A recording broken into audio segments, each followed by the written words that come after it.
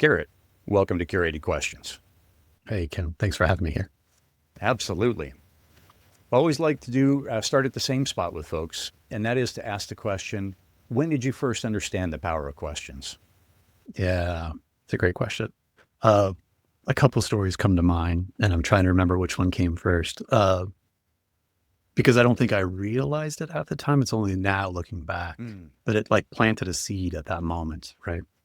So I grew up in a church, and they were really big in teaching and like educating and asking questions because they're not like they're pretty evangelical. They expect you to be well trained and out there representing them well, and they're aware that you're going to come up against some challenges, and so they are very interested in educating their youth to be ready and prepared for those challenges.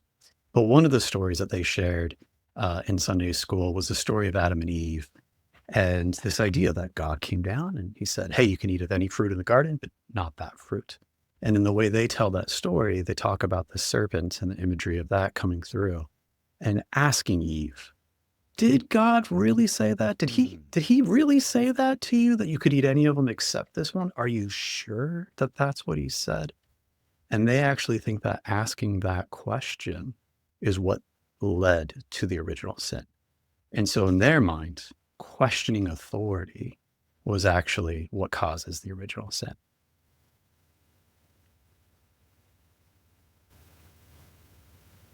That's an amazing insight into that. Because we could spend an entire time. I've gone through some upheaval in my faith journey through the evangelical church. So that's a interesting nugget. I'll say I'm gonna do a little bit of journaling, perhaps a little bit with that one. So then, so if we take that and that reflection on that insight, then before we started recording, you had mentioned that you really enjoy questions.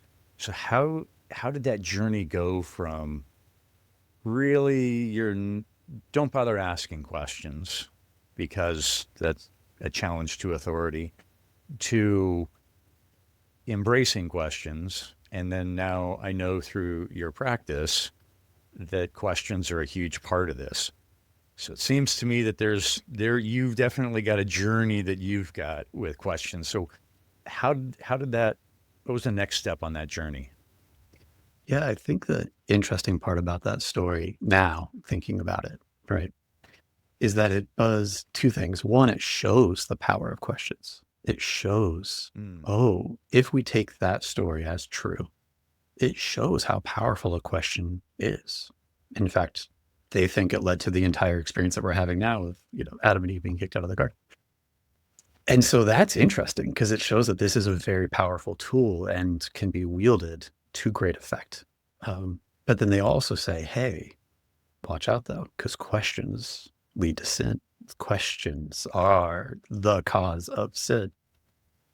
So it's a really interesting dynamic between those two, the very powerful tool and also very dangerous. And I do think that that's really fascinating because later in my journey with questions, we get to the story of Socrates, and he's a question asker. Most of the stories that we have of his, the stories about him, he's there going, oh, okay, so this is true. How do you know that's true? Explain that to me. Okay, so when you say X, Y, Z, what do you mean with Z? And he just kind of leads them down this, the Socratic questioning method of questioning the answers until it reduces it to a point where you just don't really have good answers anymore. And all of a sudden, the proof for the certainty that this person had becomes more doubt than it is anything they're certain of.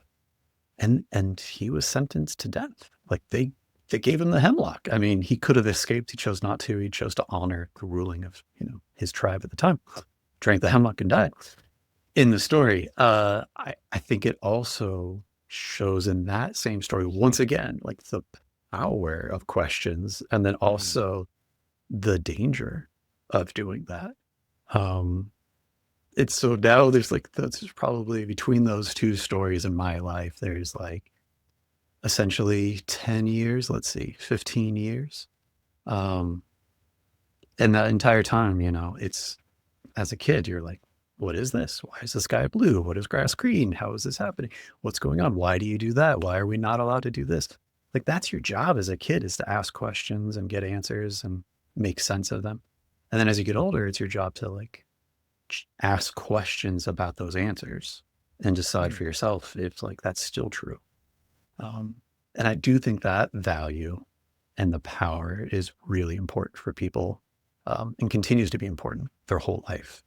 Um, in the arts and like movies and any type of creative process, they talk about like killing your darlings. They say Yeah. like there's no sacred cows, right? And I think it's always interesting. She's like, no, that's the part that speaks to me. But like, if you're willing and able to question even the thing you hold most dear, it shows that you are willing to go above and beyond and like really put yourself out there and create something that's new and different, not just rely on something that feels comfortable and understandable even to you. And so like there's that idea of creativity that comes from that too, generativeness. So I think that's the power of questions are pretty like in all of those stories Mm. and like little vignettes, it just shows how powerful they really are, to the point where people will kill you for them, or it could cause all of sin in the world, or it can create these amazing works of art that wouldn't have been created otherwise. So they're obviously powerful. Now, are they good or bad? I don't know. That's an interesting question too, right? Yeah, certainly those in power are not going to encourage the questions anyway, because it's no, just sit down and be quiet and don't question. I of course am only doing what's right and for your for your good or for your best. Mm. Yeah. So then, how did what was curiosity like for you growing up? Is that were you a curious kid? Very much so. Yeah. Um, we moved a lot when I was a kid. And so I was always exposed to kind of new stuff, new people, new places, new weather. I remember moving from the West Coast to the East Coast at like 6, and the people were saying "idea," and in my mind, I was like, "An idea? Is that like a deer like in the fort? Like, is this Bambi? Like, I don't like. I just didn't. I couldn't grasp what the heck people. Oh, an idea. It took me. There was probably 3 days in school where I just didn't understand what people were like. And it's the same country, it's the same language. So, but yeah, I do think that seeing a new stuff, you get access to a lot more questions, less answers, and then you get more and more questions. So I started reading at a young age, and really enjoyed that because you got exposed to new things, different things that you wouldn't have Mm. otherwise, different cultures, different times, different places. And I think there's something magical about people having an idea and have it overwhelming their brain so much that they like can't hold it inside anymore. And they have to like put it out there on paper. And then they have to read through it and be like, that's not quite what I meant. Let me rewrite that. And then they iterate that so many times. And then Mm. finally you get it whittled down to this, like, in their mind, good enough presentation to hit publish. I'm sure they're still wringing their hands about how much better it could be and how terrible it is relative to what they Yeah. think it could be. But for us, receiving it and interacting with it, it's pretty cool. It's pretty cool to be able to engage with those ideas, those thoughts that you wouldn't have access to otherwise, because the people around you think similarly as you do, because you inherit your beliefs, your thoughts, your ideas from the culture you're born into, the people that are there. Um, and so to be able to have access to something outside of that, outside of yourself, outside of your wider circle, is pretty cool, because you could be in 16th century France, or you can be in 1500s China, or you can be in entirely different worlds in multiverses, and Mm. you're there experiencing it in your own mind internally with that dialogue. And then I think the thoughts you're able to think and the questions you're able to ask about that, it's a little bit different. Were there any particular books or authors? It doesn't have to be a favorite, but just one that perhaps inspired more questions, or as you reflect back now? uh Thinking about questions themselves, a lot of times it seems like books are written under like a theme or an idea, like, let's say that this was true. Let's say that this different thing was true. What would that look like? It's almost like they ask themselves a question, and then Mm. the book is the answer to it. right? But one of my favorite is like Douglas Adams, where he's like, yeah, what's the answer to life, universe, and everything? And the answer is 42. And you're like, great. And now we have so many more questions, right? Okay, we have the answer, we have the question, and that just results in even more questions. So I think, that's a fun one. Yeah, fair enough. Yeah, I didn't do, I wasn't much of a reader until like junior high, and then started reading like the fantasy, like Dungeons and Dragons kinds of things anyway. Yeah. And those stories that got me hooked into reading about all the different things, or expanded my reading anyway, got me fired up into that. Mm. Yeah. Well, let's see. So as we jump forward a bunch of years for you, Yeah. and you're working now with uh, doing executive coaching and helping folks with the troubles of today, let's say, rather than 15th century problems that some of your characters in the books may have been wrestling with. Yeah. What do you think? What role do you think braver questions play in re-examining our narratives around worth, achievement, and authenticity? Yeah. Yeah. I think being able to ask questions requires bravery in the first place. Um, and like an example of that is I always think about like our mammalian, like our social creature innate desires to fit in, to go with the flow. Like they've done those studies where, they showed a group of people two lines and they ask which one's longer than the other one. And it's obvious that one is longer than the other one. But the person who's being the experiment done on doesn't know that the other people in the room are also all in on the gig, right? And Yeah. so the researcher says, no, they're the same. And then everyone else goes, yes, they're the same. And then the person who knows that clearly they're different has to now make a choice. Like, do I go with the flow or do I say what I know to be true? And oftentimes they just go with the flow. They answer as if everyone else answered. And so there is this like innate pull or drive that we have to fit in, even if we know in our heart of hearts or, in our cognitive mind, like clearly these are two different line sizes and it's obvious to me. Why is it not everybody else? Oh, well. And I think when we're in a system or a culture, some of the easiest things to do is to just question the things that have never been questioned before. Hmm. And regardless of the answer to it, just being able to take that step will generate a new thought, a new idea, a new tactic, a new way of being that hasn't ever been considered before. And whether you act on it or not, it eventually gives you more options. And for a lot of people I work with, the stakes feel really high. Their ability to perform feels like they're walking on a tightrope. And if they don't make this next step confidently, the whole world and everything they've ever built and everything they ever care about is going to come crashing down on them, pretty much like Chicken Little and the sky is falling. And it feels like imminent when I see them. And so sometimes this idea of being able to think creatively is impossible because they're so in the moment. All they can do is retreat back to what they know worked last time, even if they've reached the point of diminishing returns of that thought, that belief, that tactic, that strategy. And so now they're so in that their brain can't actually access creativity. It can't access that prefrontal cortex where we can think critically about things because they're such a heightened state that they can't get out of that. And so when people go to a marriage and family therapist and they go with their partner, the therapist is in a regulated state. They're in neutral state. They're there to be calm. They're there to be that like Zen person, Yeah. and call you out on your BS and, encourage you to be a better person. But it facilitates a conversation between these two people where I'm upset and I'm also upset and I'm upset and I'm also upset. Now we're all upset. And then that therapist can be there as that neutral person to kind of calm each one of them down or provide a safe space for them to get regulated. And then once those two people can be regulated together, now they can actually start asking questions. They can start telling stories and sharing their care, love, concern for each other in a way that feels generative, different, new. And really, that therapist is just there to provide a space that allows them to come down we're left to their own devices. There's not a space to do that. And so in coaching, it's very similar.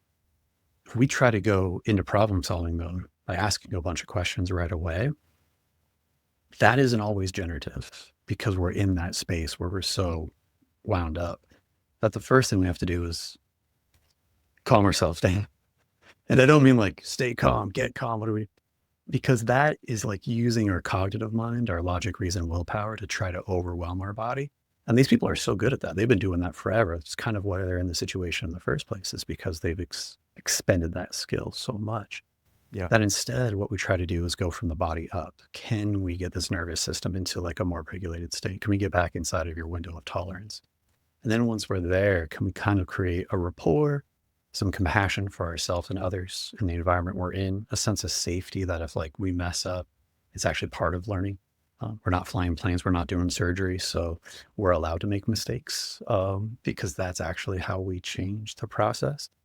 And so sometimes asking questions about what mistake making means for them is a way to begin that. But once we're there, we're regulated, we're in that relation space, it feels safe to be there. Ooh. Now we get to have a lot of fun asking questions. How do you know that? Why is that true? When did you first come to believe that? Is there any situations where that doesn't work? A lot of cognitive behavioral therapy is question asking. It's looking for cognitive errors that people might be making, all or nothing, black or white, and then saying like, how do you know that that's true? What's the evidence that leads you to believe that to be the only way? And is there exceptions to that? And it's a pretty powerful tool. If we've got those other two things there to begin with, regulation, release, and then Right. the reason piece, right? Yeah, I think on the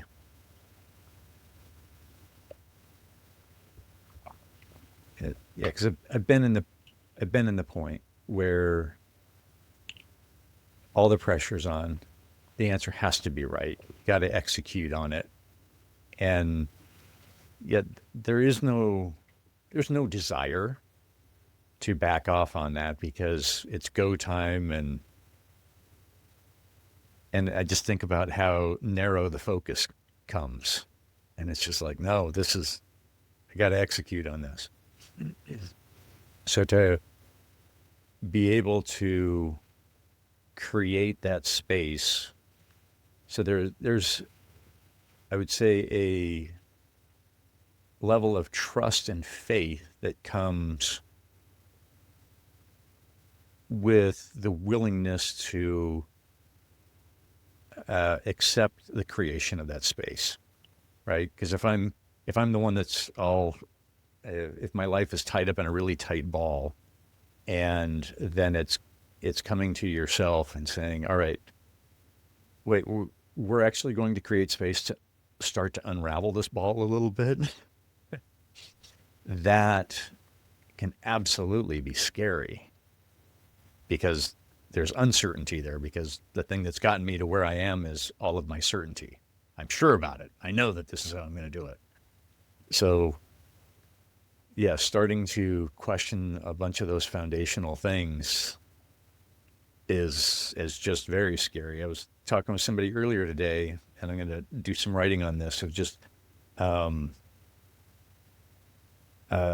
questions as an invitation to mooring, right? Mm-hmm. Where it's like how there's a benefit to us thinking clearly, emotionally, intellectually, and having that strong mooring and being able to be that quote rock or whatever that others can look to.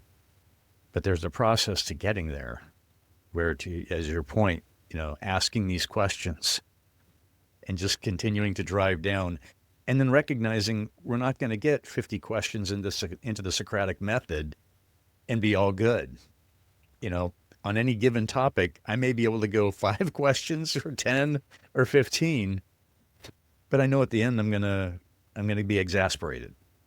I'm gonna find what doesn't hold on the moorings, right? Yeah. So how do you help folks in those initial conversations, or those at the beginning, to have confidence in the process? Yeah. I think most of the times people recognize that what they're doing isn't working on some level. Like they're Mm. acutely aware of how it does work. Like, yep, it does all of these things. And yet there's still all these other unchecked boxes. So I've tried doing more of this and it hasn't gotten more of these boxes checked. So something needs to change. They're coming in with some cognitive dissonance already, some knowing that what they're doing isn't working, that there is a gap and they're aware of the gap. And they're actually asking themselves, like, well, what am I missing here? What am I not seeing that I'm participating in, that from my vantage point, I'm being affected by, but I'm not aware of, right? And as humans, we have awareness and it's like pretty narrow scopes. If you think about like our vision, there's only so much of the spectrum of light we can see. Hearing, even less, it feels like, right? Um, and then there's an interesting thing where we can actually perceive things, but not consciously be aware of our perception even. So like there's sounds that they can put in scary movie soundtracks that affect us and our feeling, but we're not even, if you put us in a sound test with that sound, we wouldn't register it as like, I can hear it. It would just be happening to us. Right. So there's the like Kantian kind of vibe of like this idea of like, you don't experience the world for how it is. You experience the world for how you experience the world, and you can't step outside yourself. So there's always a gap of like knowing like fully uncut reality versus your perception of reality. There's a gap there. And philosophers throughout the centuries have tried to narrow that gap or widen that gap or play in there.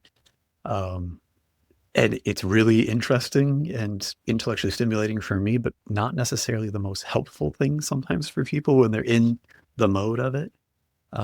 They're fun to think about sometimes.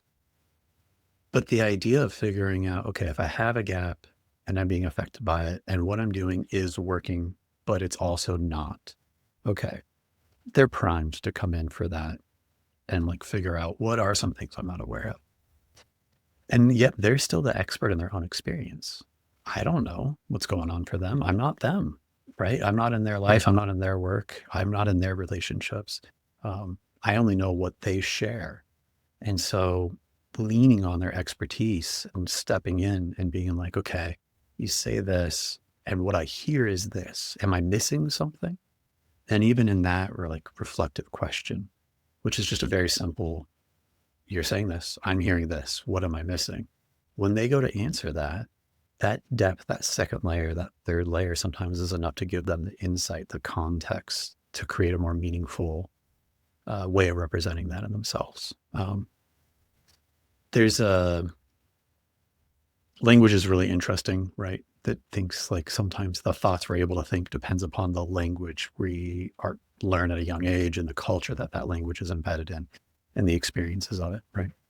I think that's fascinating, like kind of scares me, keeps me up at night sometimes thinking about that. But in that, there's this idea of asking questions about the language that someone's using. You said this word, not this. What is the difference between those two?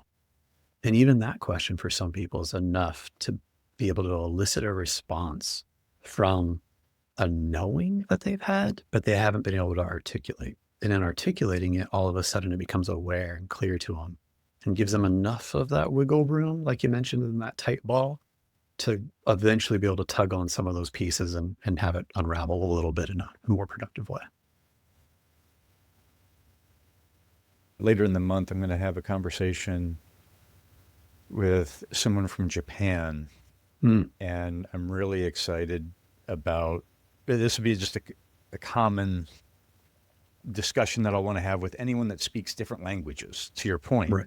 Because I'm like, these different languages, you know, there's some words that, okay, a cat is a cat, but there's, in many cases, these languages have words for things that the English language doesn't have, or we describe things in ways that other languages don't. And I'm just really curious as to how this works, right? What are things in these other languages that are captured in language to be able to communicate, kind of surrounding questions and the rest. So that, as you mentioned, from how I'm interpreting that is just in the example you're using is just even synonyms, right? If, Yep. hey, you didn't use that word, but you used this word. Why is that? Huh. Now, have you found any particular kind of go-to questions at all in helping folks in different phases of the unraveling and then helping kind of straighten things out for folks that you found kind of as a go-to question, or is it more of the smorgasbord that you use?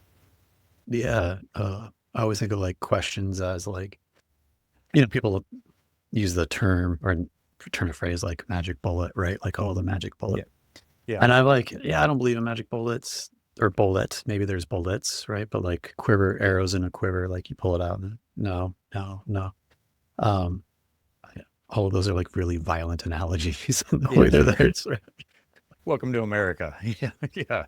Embedded in our language, right? Yeah, the Yeah. culture of it. It is Yeah, yeah. And very when you think much. about our country being founded as like part of a revolution, it makes sense, right? So yeah, it's interesting how we've inherited that and how it like constrains our way of being able to even talk about some of these things. So it's interesting.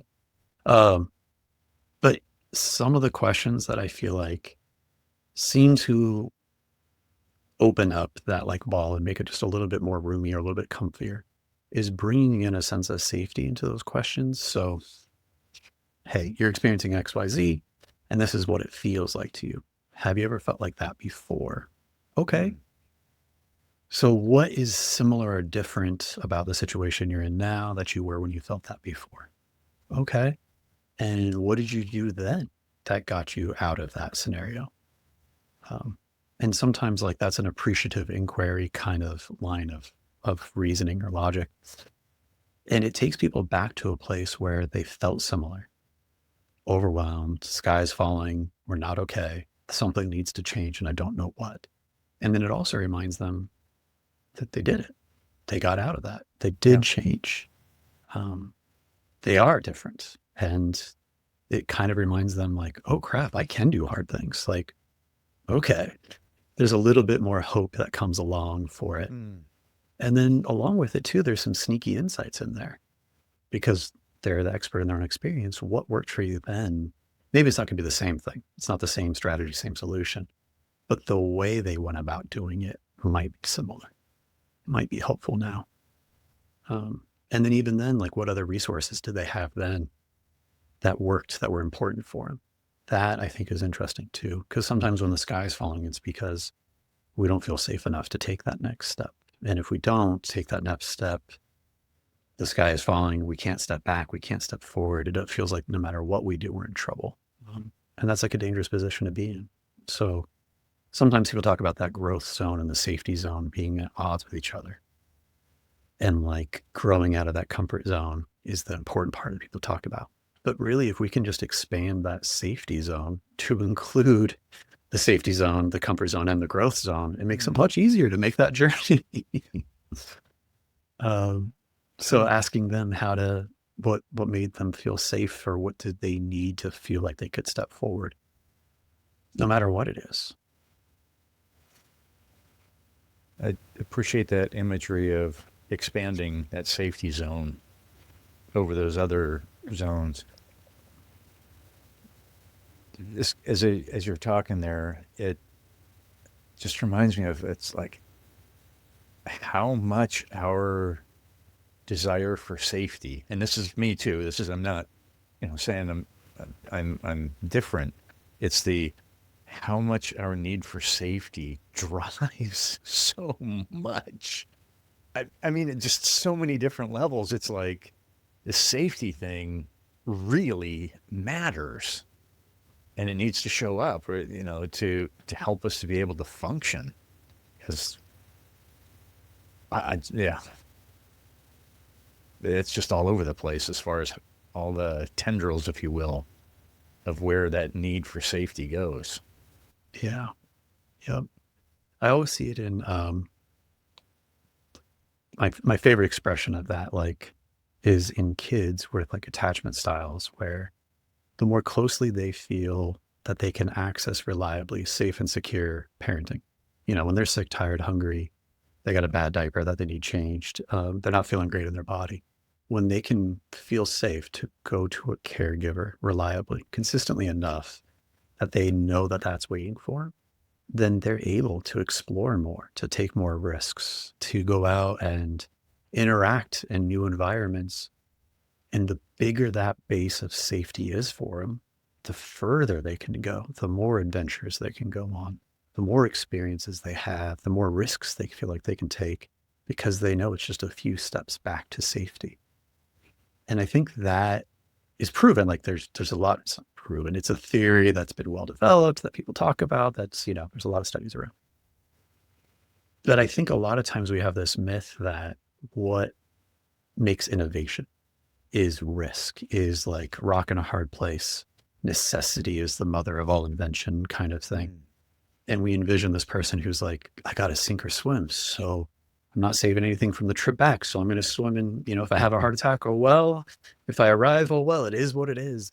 And that sure works. I'm sure it does. But I wonder how many people we've lost if that's the only process, that sink or swim. How many are at the bottom down there, right? Yeah, Versus there is a survivorship bias. That is for sure. For sure. Versus having this like really awesome, wide, secure, safe base to go back to, that as you begin to sink, you can raise your hand and ask for help and get the support you need in that moment to rest. And then when you're ready, continue on. I wonder how different our world would look if we had more of that in place. Yeah, think about kind of the corporate space. And let's see, I just saw, like, it was Amy Radin, it's just a recent guest. She just did a post on LinkedIn and wrote about how bringing new ideas, and instead of like picking the idea apart, spend the first umpteen minutes, everybody goes around the room and says what's good about it and how we can improve it to make it successful, versus just picking it apart, And that, I think of that when you talk about this safe space, right? For us coming with new ideas or this innovation or whatever.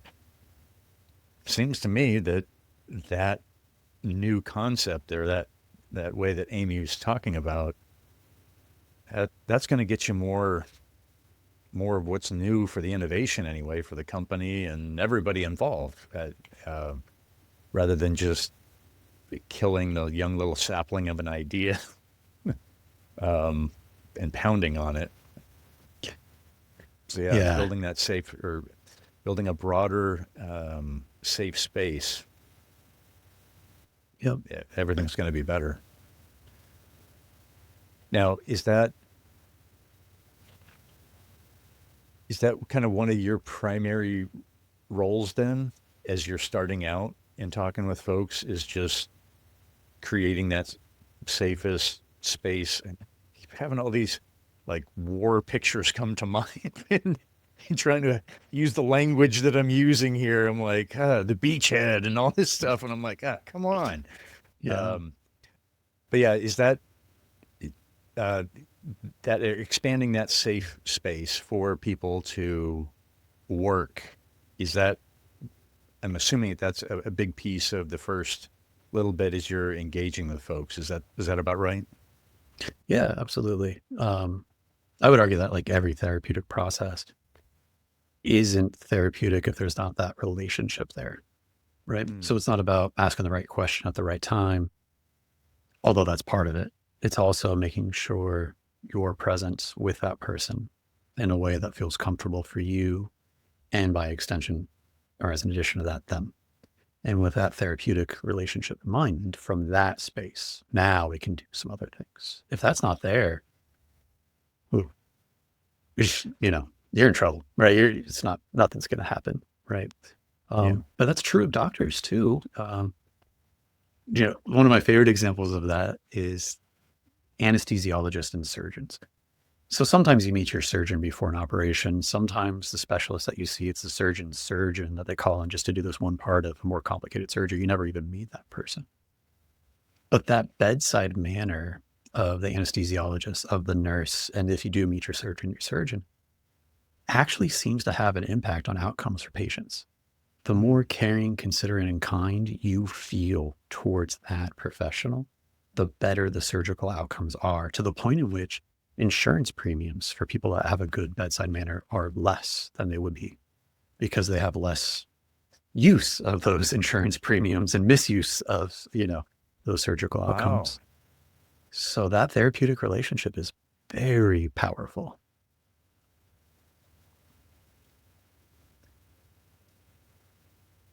So how do you, all right, so let's go down a rabbit trail a second. So Sure. how do you operationalize that if you're going to be going in for surgery? Is Yeah. that, how do you, if I'm going to go in for surgery because it, and I'm making a leap here, is it that the finding is because I've got a better relationship, I'm feeling more confident in what's going to happen, and therefore more relaxed state. Therefore, the body is in a better position to heal. And is that the right path that I'm going down as far as how this works? Yeah. There's a ton of questions out there, lots of bodies of work trying to answer that question. How Okay. does that happen? Right. And like the loose theory, right? There's the explain pain kind of theory. It's a couple books, and Butler, I forget his first name, and another gentleman. The idea there is that pain is thought of more as like an emotion than it is necessarily a physical sensation. So in our body, we have like sensors that respond to like vibration, slap, tickle, poke, itch, hot, cold.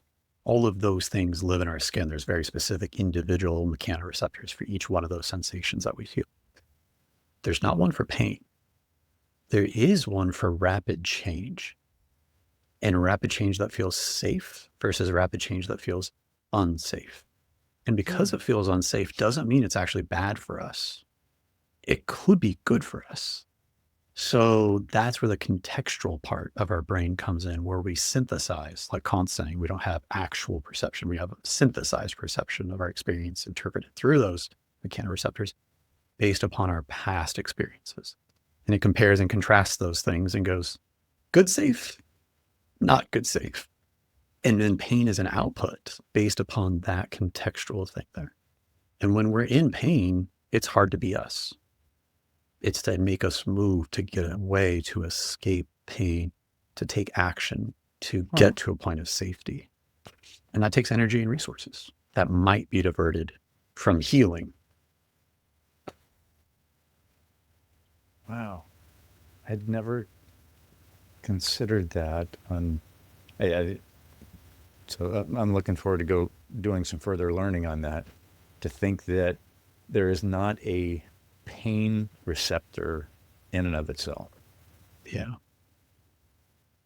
So there's something called nociception, which is like the closest to pain, but nociception isn't necessarily pain itself. It's something different. So it's interesting.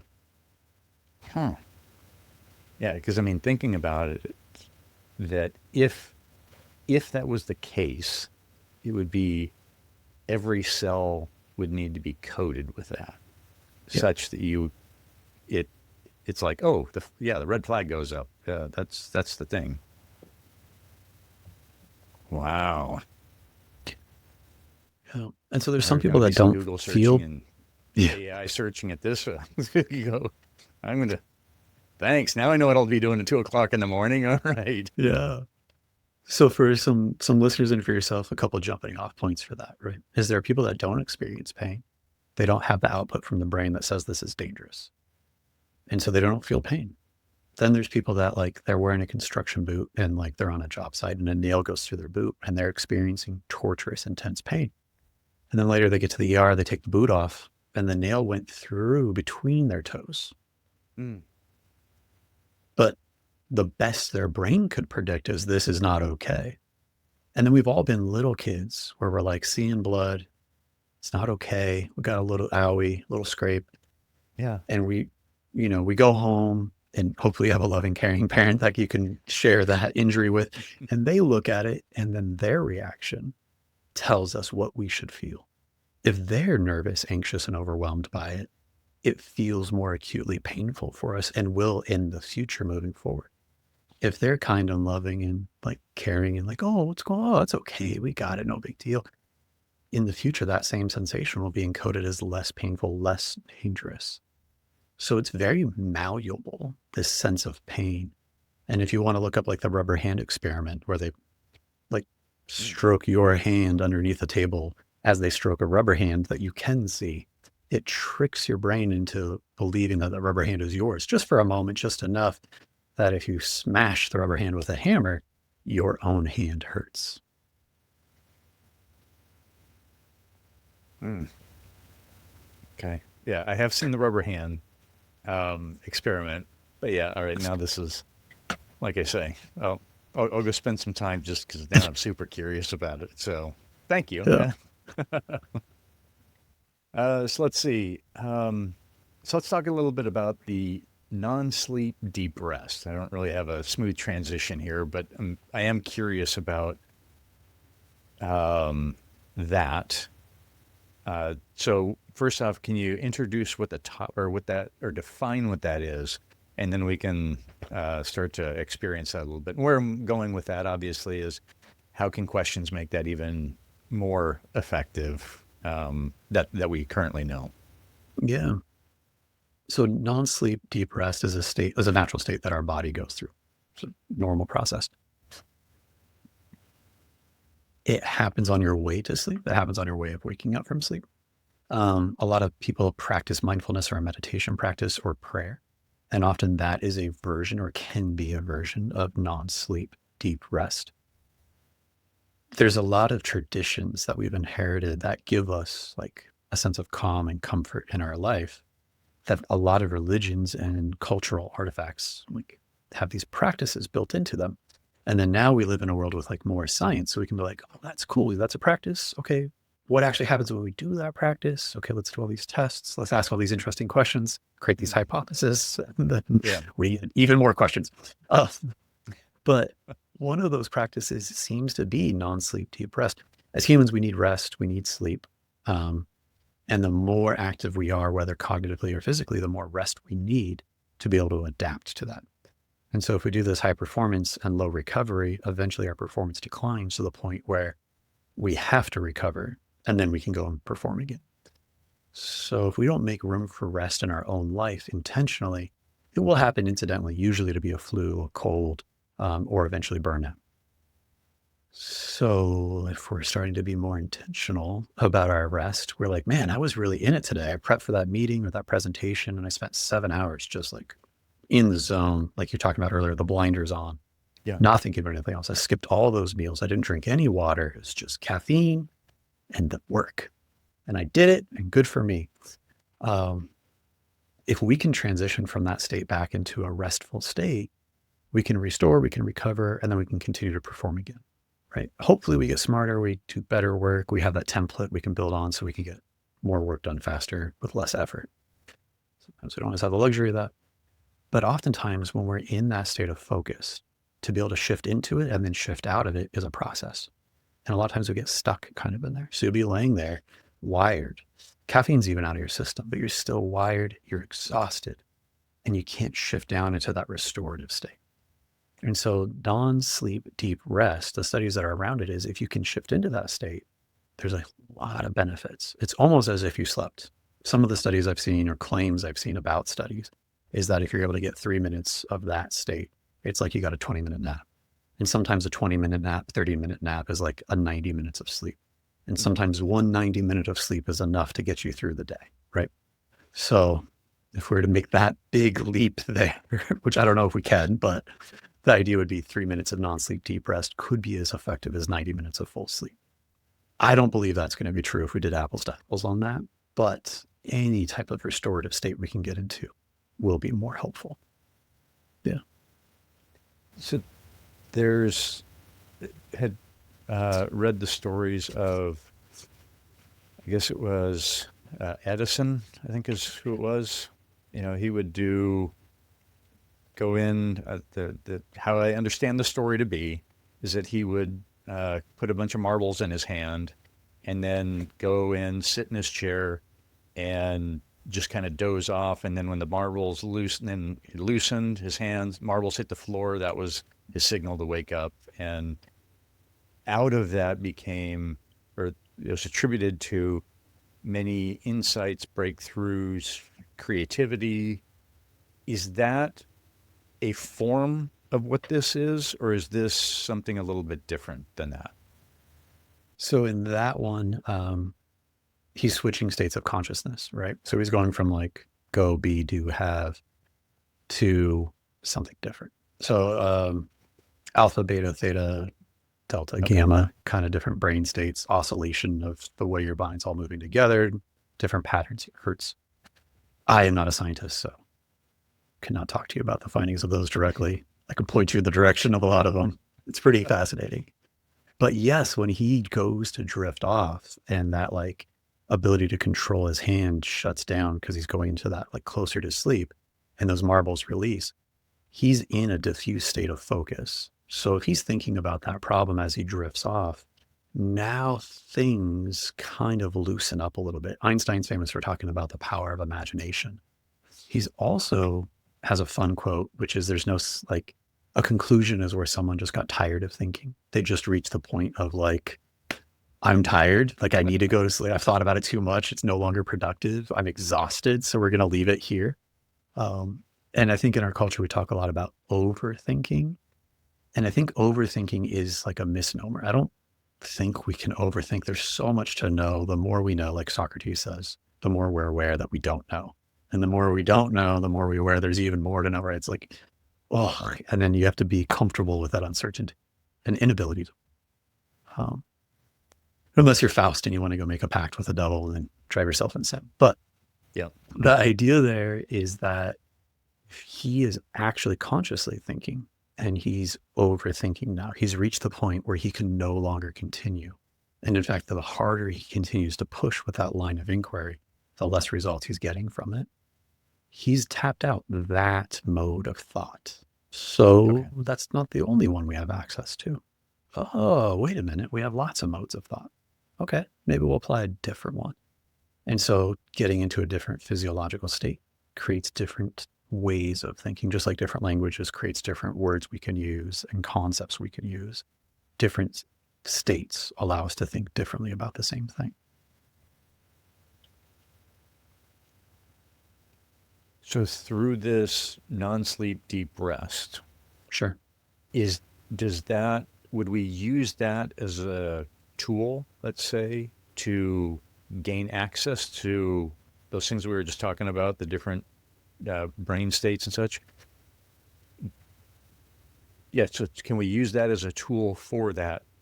So you talked about rest itself. Okay, we've Yep. been pushing really hard. Can we use that for creativity? And can we prime that with like questions going in such that we hope that we're going to productionize the rest so that, okay, hopefully there's some good that comes out of it. But yeah, can we use it in a creative state such that it may produce something apart from just the rest itself? Whew, I'm asking a lot of that particular state.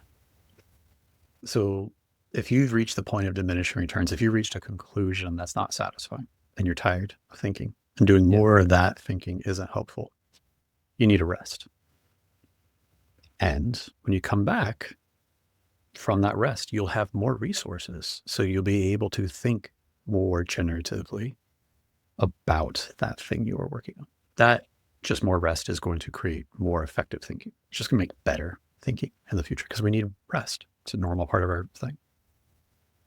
But people will go out and go for a run, they'll go for a jog, they'll listen to some music, they'll wash the dishes. Yeah. And those are different states in their physiology too. And sometimes they'll have to come back and be like, yeah, I was on a run the other day and I like had this thought. And now that thought led me to this thought that led to this change. Right. And that's another example. That's not that state of non-sleep deep rest, but it is a different physiological state. And then it shows a generative change in their way that they're able to think about the same thing. The dishes one, doing the dishes, folding the laundry. The task is so mundane, so boring. And there's no real need to keep all of your attention on that task. But there's just enough to give you something to do. And you know the outcome it's going to be. All the dishes go from there to here to there to back in the thing. That allows your mind to free up a space to wonder and drift off. Usually drifts off to whatever the current issue may be in your life and some of your like daydreaming or nightmarish, depending on your big 5 personality in your history. But even those states result in some more freedom to think about problems and come up with some more creative or generative solutions. And that's a little bit closer to non-sleep deep rest. But non-sleep deep rest would be even more of that mind wandering state. It would be just one more step towards rest. Your eyes are closed. You're centered in on your sensations and then letting your mind wander off and come back and wander off and come back. And the more times it can wander off and come back without generally guiding it at all, the more likely you are, one, to be restored. All of those processes, all of the physiological stuff. You're also switching states. And so then you're more likely to have some access to a type of thinking, a type of seeing or experiencing the problem that you hadn't otherwise. And the solutions that you would come from, if your mind does happen to wander to that and back again, will change how you feel about it, how you think about it, even after that state has subsided. Is there a best practice, if you will, of having a notebook nearby when you come out of this or anything like that, such that you capture thoughts? I know I'm completely productionizing everything that we're going through here, but yeah. Anyway, thoughts on that, or is that something that is normal, or is that kind of a practice that folks do? Yeah, absolutely. People keep like a journal next to their bed for dreams, and like sometimes, Jung, he's a depth psychologist, he talks a lot about the symbolism of dreams. And Freud has, the famous book of Interpreting Dreams, and he's got a lot of interesting thoughts about it. But something that does seem to be powerful and useful and like a practice you can develop is minds are really good at having ideas, but they're not great about holding on to them. And then they're also not great about working out all of the nuances at the same time. Most writers don't hold the entire story in their head and then transcribe it this way. Yeah. They hold a part of the story, they write it down, they read that story, and then the next part shows up and the next part shows up. They might have an idea about where it's going or how it's going to get there, but the specifics are a little bit hazy. And so if we use that external ability to write something down, we have tools, we have these opposable thumbs, we have the ability to create, read language, store information, and come back. It really lets us use the maximum amount of our brain power to be generative instead of storing or holding. And so some of that capacity, like one of our executive functions is working memory. If we can like wipe that out and like have that extra capacity because we've written it down, now we have a little bit more RAM or whatever analogy we want to use to be able to generate even more ideas. And so to make that like operational, if we're good encountering something, maybe we pull up whatever thing you want to do to record your thoughts and we do a stream of consciousness, whether that's writing it down or recording it or something else, videoing it if you want. And you just get rid of all of the thoughts, feelings, and ideas you have about it. You just wring out all of that stuff that's in your active mind. And then we were to go, okay, I'm going to take some long, slow, deep breaths. I'm going to get into this state of non-sleep deep rest, and I'm going to get into this restorative state. I'll let my mind wander and come back, and I'm going to be here for 3 minutes, maybe 5. Who knows? We'll set a timer, no more than 30, I guess, but at least 3. And if we make it somewhere closer to 30, great. When you come back, if you were to read through that stream of consciousness, I am certain more often than not, you would have more generative, new, interesting ideas and connections than you would have otherwise.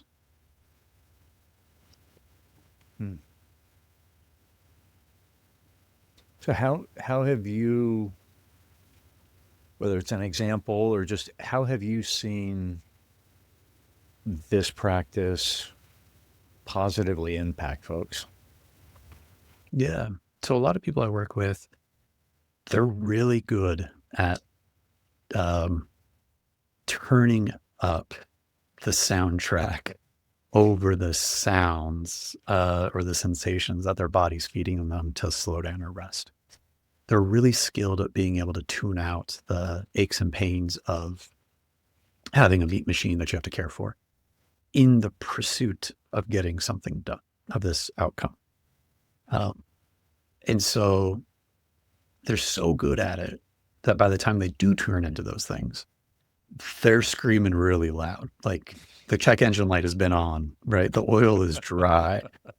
And so something that I've seen that's really helpful is not to wait for that, not to turn up the music. Like, yeah, turn it up, get the thing done.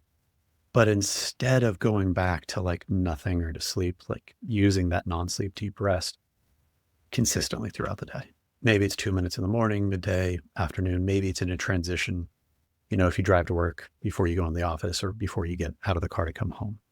Maybe instead of eating at your desk and working through it, sure. But before you do that, we go and do a little bit of that.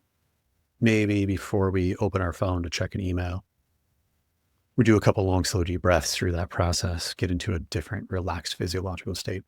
The idea is like giving your body what it needs before it asks for it, almost like forward feeding it, tuning it up before it's broken down. It's really great because when you do that, it needs less downtime. It actually performs better, longer at a higher, like your cognitive performance itself is faster and better and more generative than if we choose to ignore all those things. Cause it's like a slow, steady decline to the point where like you aren't even aware of its impairment because you're experiencing it at the same time. So I don't know if you've ever been in college and if you've ever had friends that drink a lot and if they've ever decided like they didn't drink that much, they're fine. It's not that bad. And, you know, you can see them barely able to stand and get those words out of their mouth, but they're unaware of their impairment. Maybe you've been that person, who knows? But that same thing kind of happens to us on a different level for cognitive athletes, for people that are using their mind to think about things. And if they don't take the time to care for that self preemptively, they're not aware of how impaired they are. So sometimes building that state in as part of your day is really protective for people. Because they get their needs met before they even show up. And so they're able to stay in that peak performance zone for longer and more generatively than they would be otherwise. So how do you start to make folks aware? Or how do you help folks increase their awareness about what the body is actually saying? Like, for the record, the check engine light is on. Yeah, we know that we're in here because you gave me a call because they're having problems. But Yeah. because I've lived it as far as ignoring and then starting to pay attention, and it's like, oh crap, there is all this stuff going on. So I mean, how do we do that intentionally and preemptively rather than, when that check engine light comes on? Yeah. Yeah. Some of the reason I think that it's challenging to do that is that we don't have a lot of like feedback loops with that. Like a lot of the things we have is like a lag measure, right? We know that we didn't do enough of it after the fact. And so I think if we had tighter feedback loops, it would be easier for us to course correct. Sailors, before they had like satellite GPS, they'd be like, okay, I think we're going this direction based upon the stars and where we are relative to them. Let's guess that we're moving this direction. And if we did arrive there, that's what the stars would look like. Then they show up and they go, okay, well, we're off by this much. Okay, cool. That's our margin of error. That's what we're going to correct for. And it's just a series of errors that they're correcting for. And that's Mm. probably most knowledge, most understanding is make a guess, ask a question. If that was correct, move in that direction. Oh, how far were we off by? The hard part is that's like sometimes like that's a waste of resources. You know, if you're a sailor and you only have food for 5 days and you're 7 days off, like you're in trouble. It's the same thing for that check engine light. And so there are useful tools out there now that we have access to that can shorten that biofeedback loop. For myself, there's like a little biofeedback machine. It can show me my stress levels throughout the day, minute to minute, every 10 minutes or so. And so I can know, oh, that experience on the freeway was much more distressing to me than I thought it was. I don't have to like have a complete panic about it. I can see the little bump in my stress. Yeah. And I can see that I had 2 or 3 of them on this trip on the freeway versus, 1 or 2 and how that changes. But a lot of times the people around us are actually a better indicator of that as well. If we don't feel connected and attuned to the people around us, that's typically a sign that we're in a state of distress.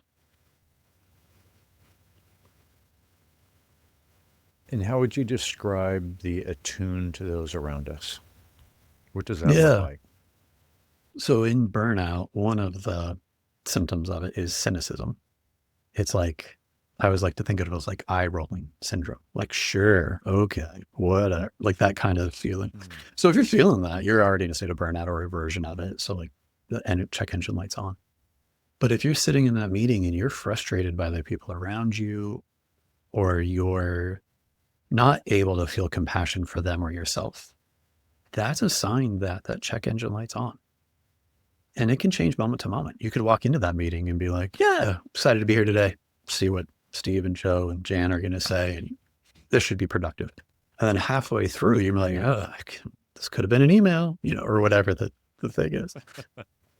That may not be about them and like their ideas that they brought forward or didn't bring forward. It may be that it's been too long since you ate lunch and your blood sugar is crashing.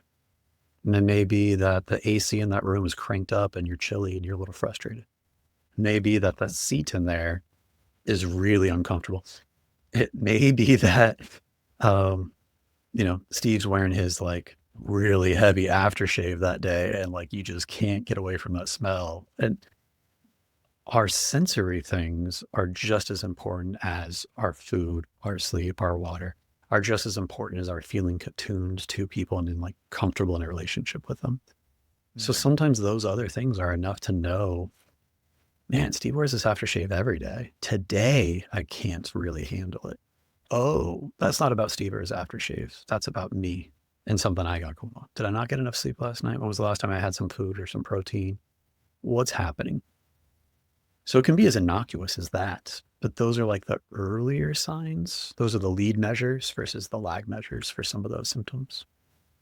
Hmm. Yeah. All right. That's helpful. Um, it's disheartening to know that my dissatisfaction with the world is not everybody else's problem. That little bit of truth, I guess, is I earned that, and I can accept that. Yeah. Yeah.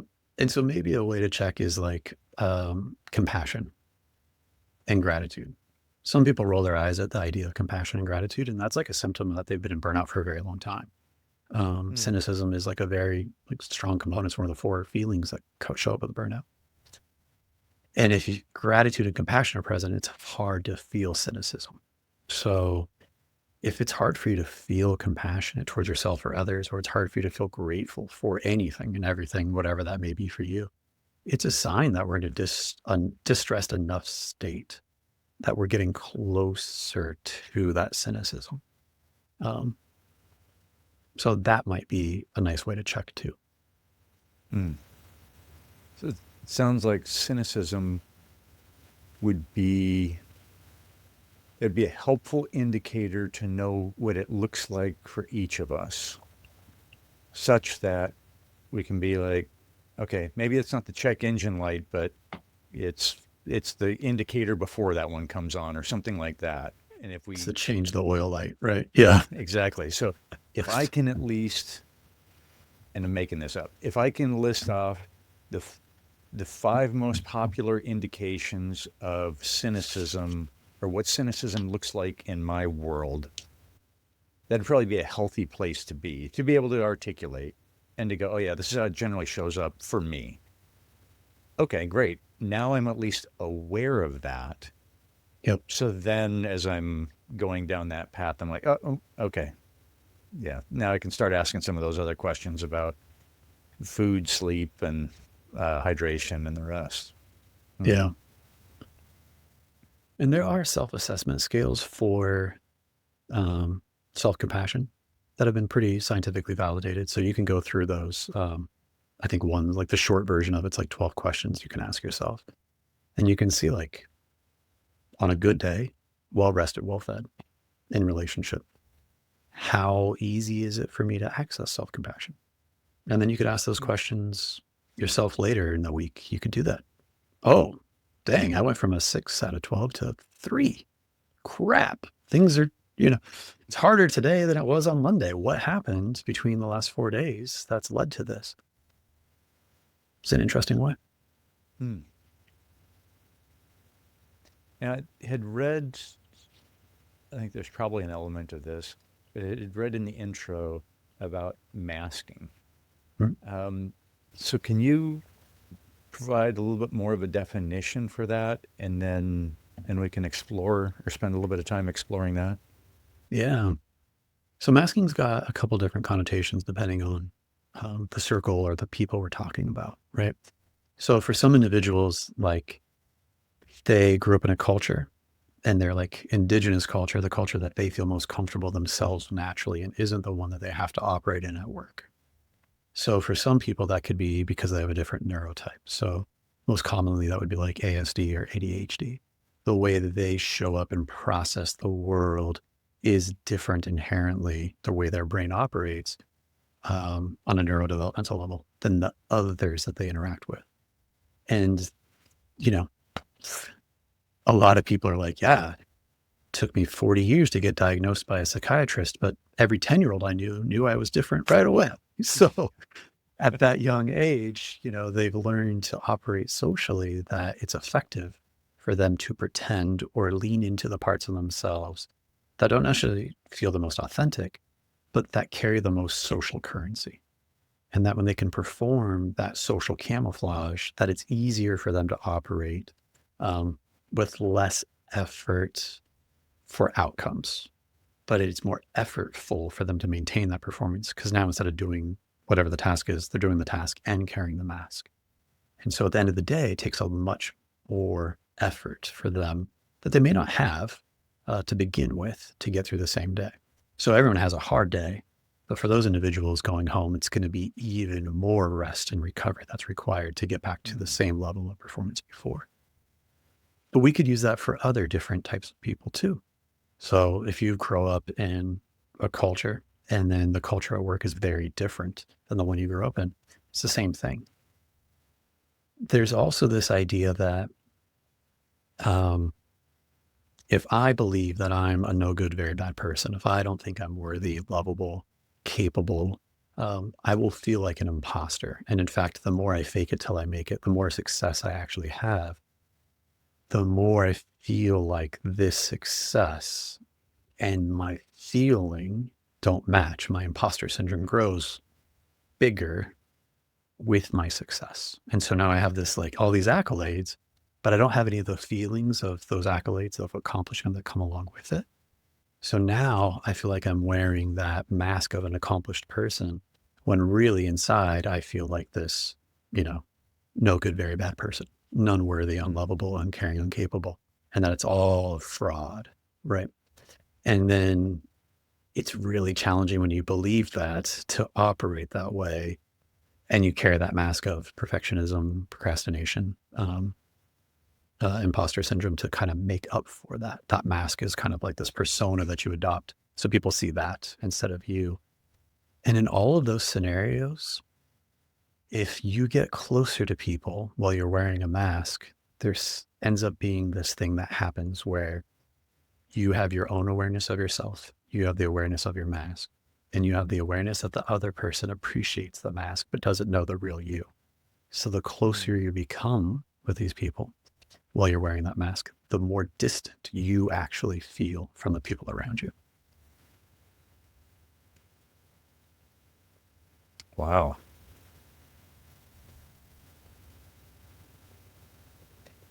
So then so I'm assuming that now just drives you deeper into the hole, because it now becomes a integrity issue, because you're loving me for somebody who I'm not, or appreciating me for somebody who I'm not. Is that about right? That's what it feels like. Yeah. Yep. I'm loved, appreciated, and cared for something that I don't feel like I actually am. Yeah. Which is interesting because, like, you are the person who did all those things. So a part of you, that mask is true for. Yeah. So that's challenging too. So the path towards that reconciliation looks like what? Yeah, that integration of you and the mask, right? Yeah. It's a different process for everybody. It depends on how safe that environment is for them to let that mask down, right? If completely shutting that mask is going to cost them their job and all their friends and family, like, that's not helpful or safe.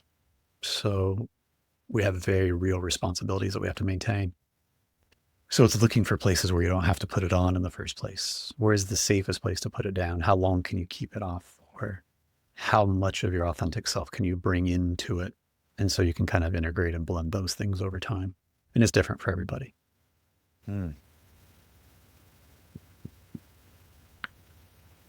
Just think about how, sure, there's an element of that where I've really struggled for most of my life with just people pleasing, really wanting to be liked, and it's only been in more recent years that I'm like trying to, it's an overused word today, but live authentically, and Yeah. where I'll like go into a circumstance and I'm like, parts of me are screaming, pretend to be this way, pretend to like these jokes or whatever it is. And I'm like, no, I don't, I don't like the jokes, or I don't like this, or the things to fit in. And I'm like, no, I just, I need to fight to be me and not try to absorb those roles or absorb those things. And I'm going to be okay with that. This is a whole internal conversation. Um, just because, like, through this process or through the last few years, I've been around groups of people who've had entirely different circumstances growing up. So the music that they listen to, the memories that they have with all of these kinds of things, or the books they read or whatever, I'm like, I don't know any of this stuff. I have no tie to any of this, but I enjoy being around this group of people for who they are. And it's just knowing that, okay, there's a gap and I can't make it up, but I'm also not going to fake it either. Yeah. But that's only been recently, and I'm 55. So let's say half a century of living with trying to conform, trying to be liked, or saying I like something, which is not the case. So I can only imagine how difficult it's got to be in some of these other circumstances for some of these folks that are out on this, bleeding edge of changing the world and such. And if that's not who they are, that has got to be a struggle. Yeah. I think it's a struggle for most of us. I think there's an innate trust or mistrust of ourselves and others. I think there's an innate, like, social acceptance versus, like, social liberation. Like, can I be myself and be with other people? Can I be authentically myself, the parts I appreciate about myself, and be around other people that actually appreciate me for those things? that I appreciate. Not the things they appreciate about me, but things that I appreciate about myself, they also appreciate. That's special. And when you find that, it's really something to cherish and encourage. And it's not easy for most of us to find. And just as you're out there having those concerns about others, those people are also in that same room with you, having their own version of that conversation with themselves.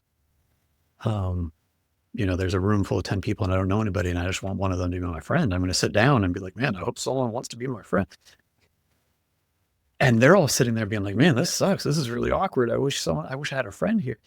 Versus someone who walks in and they are like, hey, what's your name? Oh, what's your name? What's your name? What's your name? All of a sudden they have 10 friends. Maybe they don't have 10 friends. Maybe they have 2 friends. I don't know, whatever the ratio is for them, right? But even if they don't develop that like long lasting, authentic, genuine connection with those 8 people or even 9 of those people, at least they have it with themselves.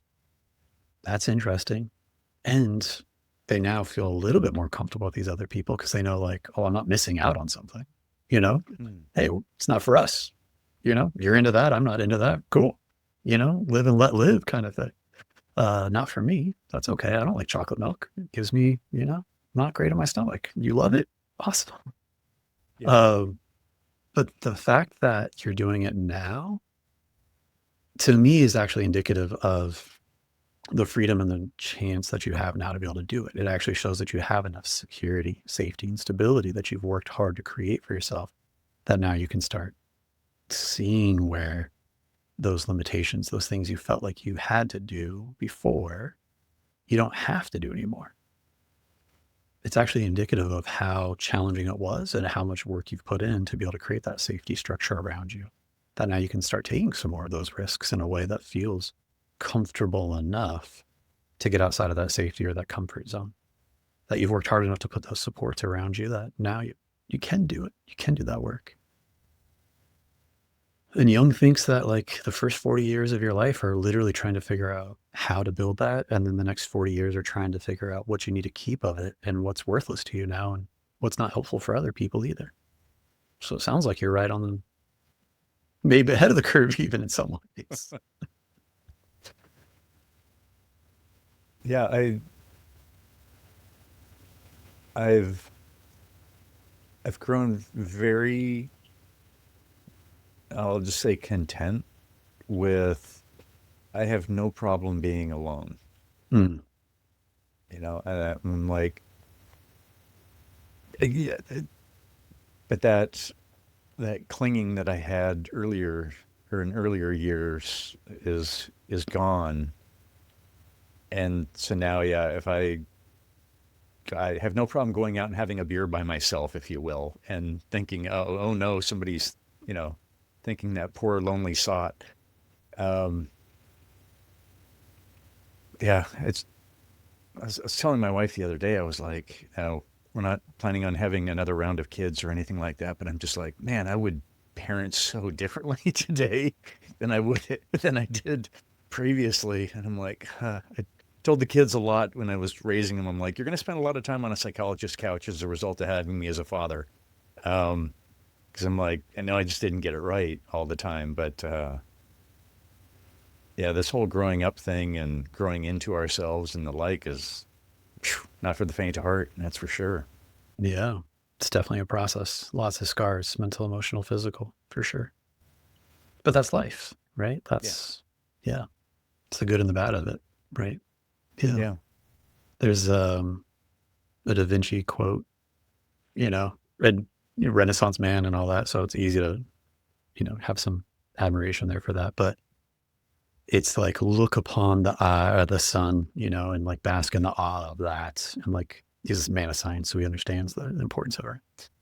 And if it burns your eye, be grateful too, for you had the feeling of the pain to experience in the first place. And I always thought that that was like an interesting Mm. finding an appreciation for the hard parts, not for any other reason than it's better than nothing at all. I think that's kind of interesting. Yeah. Hmm. I'll do a little bit of meditation or something around that. Hmm. Yeah. Good stuff. So let's see what are other pockets of life or and the like, where you've just found an appreciation for questions, whether this is work, personal. What does that look like for you? Yeah, I think that asking better questions is probably the best we can get. And so the more we know, the more we don't know. And then we're acutely aware of that. Mm. Getting comfortable with that uncomfortability. Hopefully, uh, the idea is there, you don't have to persecute someone for asking a bunch of questions. Hopefully like Socrates can come to your home and challenge all the assumptions you've ever made about everything. You could sit there and be like, okay, so what is left? What do we know? What Mm. is still helpful? Right. Um, and that's like kind of a curious question. I don't know, if that's actually something any of us would cite willfully or walk away from steadily. But I do think that if we can move that way closer, because we live in a world now that's like so evolved so quickly. When we died at 35 or 45, even the world we were born into, that we were molded by our parents and our society around us, was pretty close to the one that we died in. But, I just think back to like the advent of the radio, to the advent of like a supercomputer in your pocket um, in one lifetime. That is wild to me. And I don't know if the values you grow up in when you're first born to the ones of the world you die in are enough to actually maintain all the way through there. And so using that power of questioning to kind of challenge your assumptions about yourself, the world, and others, and then being ready to come up with some interesting enough answers to get you through to the next stage and the next stage and the next stage is pretty powerful.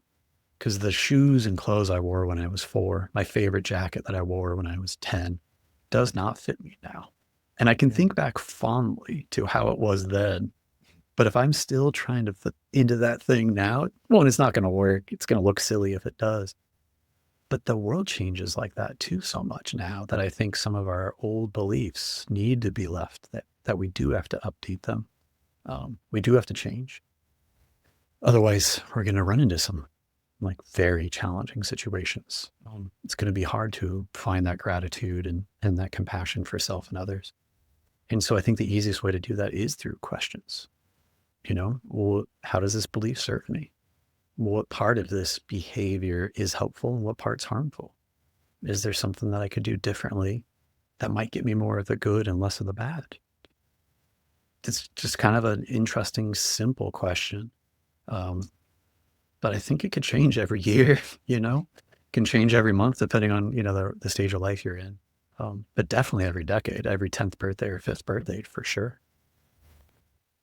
So that practice of kind of walking with questions that way, how what has been your practice? What does that look like for you? Yeah. So I uh, had a journal from when I was still here. Bookshelf right here, from when I was like 8, and I'll like read through that, and it's pretty silly and it's fun. And I was terrible at spelling and have always consistently been terrible at spelling. That has not changed. Well, you're consistent, so there's something to be said for that. All right. Something there. But then, I continued that practice a little bit in junior high, and then a little bit in throughout high school, and then a little bit in college. And it is interesting that the times I picked it up were some of the most tumultuous times in my life. And it's really nice now looking back and seeing that version of myself going through that and seeing the struggles that they had. And in that moment now, I can be both who I am now and who that person was then. I can have the firsthand experience of what it felt like to be that version of myself. And I can have all the wisdom, compassion, knowing I've gone through it on this side now and look back.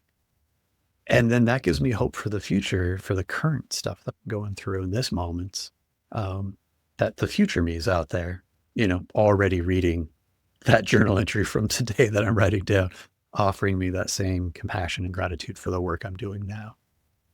And that idea, that future pacing and the past pacing of being able to pull all those, thoughts and self-concepts into the present moment and have that feeling of gratitude and compassion is a really powerful experience.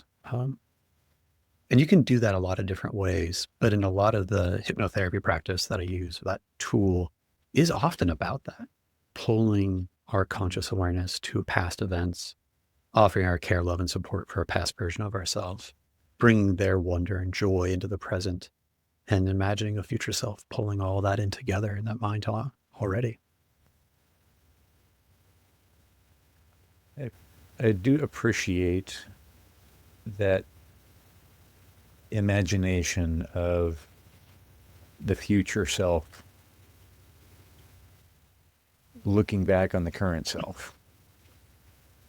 So a month ago, I did um, the aged photo, right? Hmm. What am I going to look like? And I'm like, that's clearly wrong. But oh, anyway, Yeah. Yeah. the long live the vain Ken. Um, but I'm like, because it had the encouragement was you're far more likely to make different choices if you can look at who that future self is and go, I'm doing this for you, buddy. I'm not going to have that piece of chocolate cake because I'm doing this for Sure. you. Um, and yeah, and being able to consider that person looking back and going, you were doing the best you could with the tools that you had, with what you knew at that time. And that's right now. So in the current day. Um, and because I've heard people have that, have the conversation about what would you tell your 20-year-old self or whatever. And, Yeah. most often it's some variation of you're going to be okay, kind, kind of a thing. Um, and yeah, there's certainly times right now when I'm like, if we can do that time warp thing so I can get a little reminder right now that everything's going to be okay, that would be helpful. Um, but yeah, just even your description, I think it was helpful to imagine. So probably did a little bit of imagining and journaling on that. Um, Yeah. consider what that's like, and that's cool that that you have some of those journals that you can go Yeah. back and like legitimately read your own writing for who that human was at the time. Yeah. I feel pretty lucky that way. That for some reason, someone handed me a journal. Here you go. As a little kid being like, okay, dear diary. So it's been a while since I wrote. Yeah.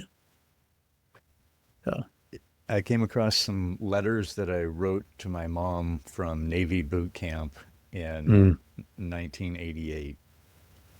And yeah, uh, the things that I was concerned about then, yeah, different than today. very different. Yep. And Yeah. you're a different person today, different stage of your life. Yeah. Yeah, the growing and changing thing is something that, because up until 8 years ago ish or something like that, I think that I was growing and changing in, I'll say, many of the quote normal ways. Okay, I'm growing, I'm getting smarter in how I do my work or things like that, but then went through a series of upheaval. Um, and that's where the gasoline got poured on the fire for change on identity, and a lot of other things. So yeah, Yep. lots of change, lots of change. So how do you see questions? How do I want to phrase the question?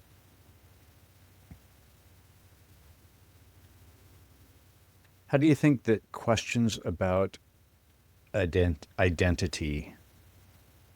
Yeah, how do you think questions and identity go together? So there's several ways we could mash that into a question, but that's kind of the overall trajectory. Um, yeah, thoughts? Yeah.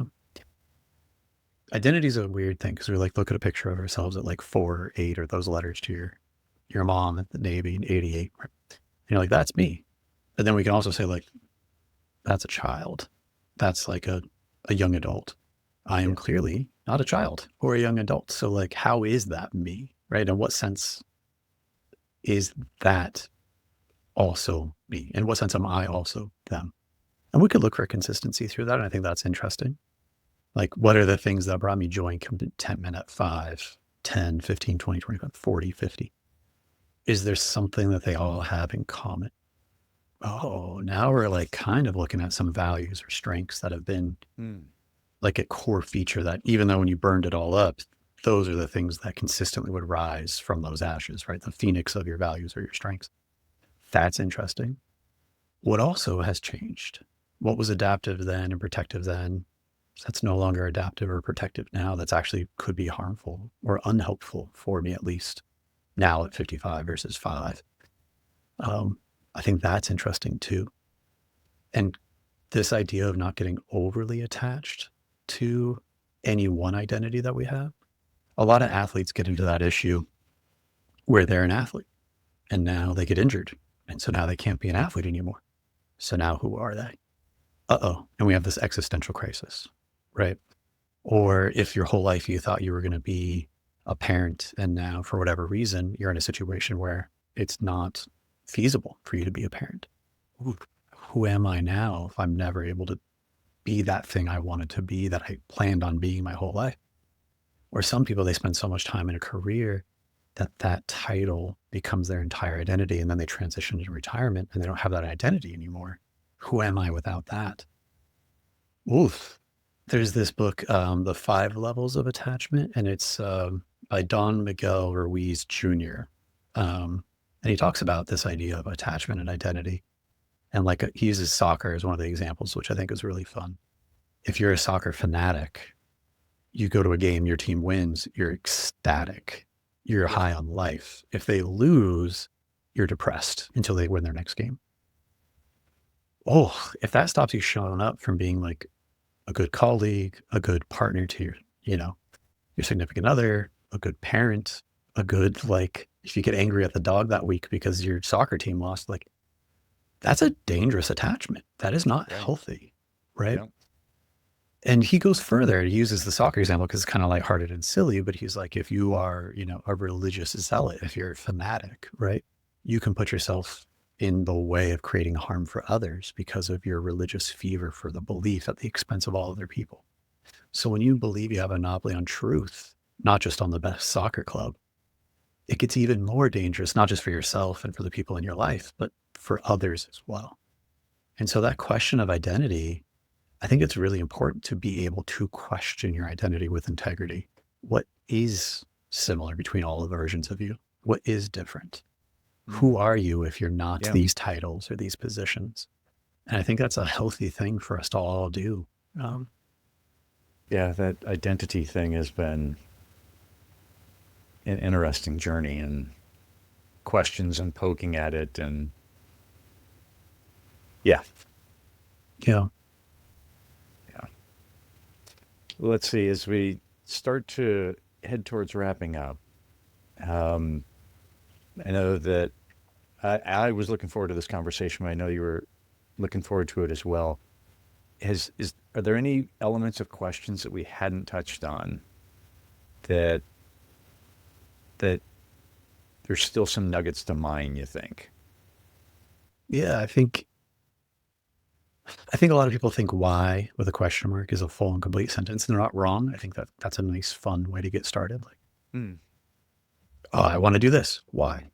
Because why? Because sometimes if you get 4 or 5 whys, you might get to like an emotional truth there. That's not just like a logical conclusion. There's also like an emotional motivation to it. And so I think that's helpful.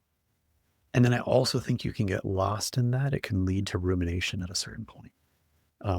Why would that happen to me? How did that have to happen? Why me? And then we can get stuck in like a cul-de-sac of thought. And so when you are using questions to help yourself, it's helpful to have a bunch of different ones. And when one stops being useful, it's not you, it's not anything to do with that. It might be just time to use a different tool. It might be a different time for a different question.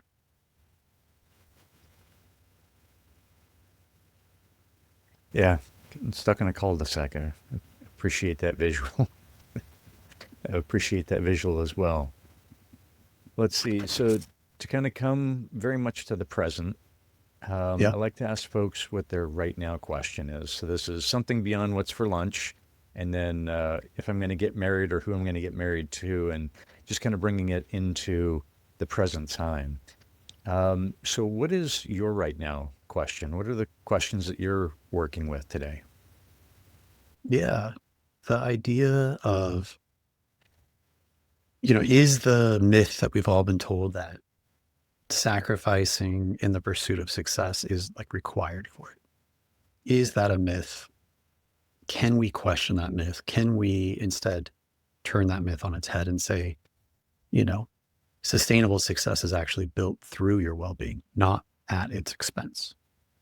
Is there more evidence to suggest that that is actually true versus the other one?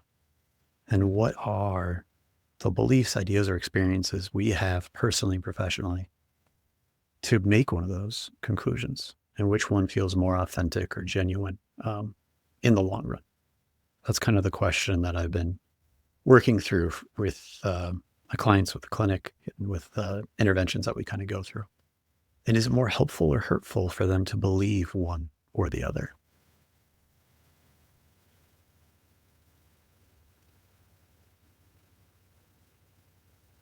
Is, what does that exploration look like? Yeah.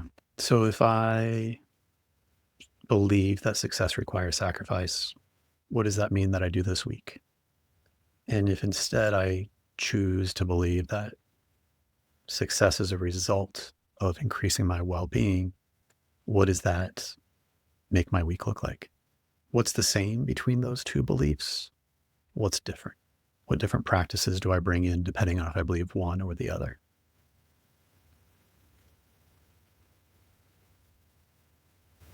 That just that concept of what do I choose to believe?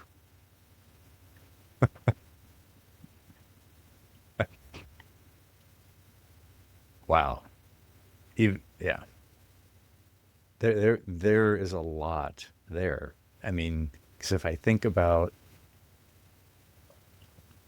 I've come back to identity. My identity is built on all these things that I believe, and oh, I'm confident that all of my beliefs are absolutely correct. I'm the one that has them all right. Everybody else is some variation off of that. Note sarcasm, and but realizing that, yeah, these are all things that I've chosen to believe. Now, I may have science to back up some of them, but that science is the best that we know right now. So, this whole mixed bag of this is what I choose to believe. So, this is how I will move through the world. Well, the good news is I doubt you're going to exhaust that or exhaust that exploration this week or even next week. Maybe by the end of the year, we'll see. If you do, we'll have you back on because you'll be able to say, oh, yeah, I got it all figured out now. Yeah. I don't know if I'll ever be able to say that, but hey, at least I'll enjoy the process. That's the fun part. Yep. Exactly. Exactly. Well, good deal. Let's see. Where's the best place for folks to track you down to see the things that you're excited about and to follow along? Yeah. They can follow me on LinkedIn if they're a professional person and they want to continue to be as professional as possible. That's at Gnosis Therapy. If they want to be a little bit more personable, Instagram, also Gnosis Therapy. And if they're interested about the work I do and how it may or may not help them, they can go take a look at my website, which is also gnosistherapy.com. Excellent. Excellent. Well, thank you for this conversation. This has Yeah, been thanks for fun. having me, Ken. Super fun. You've given me several things to look up and to dive a little bit deeper in. So I'm grateful for that, and just appreciate the work that you're putting out into the world and the lives that you're changing through your work. I appreciate that, my friend. Thank you. Yeah, thanks for having me and being able to chance to share some of my excitement and enthusiasm about it in such a really cool setting. Appreciate that. Excellent. Yeah.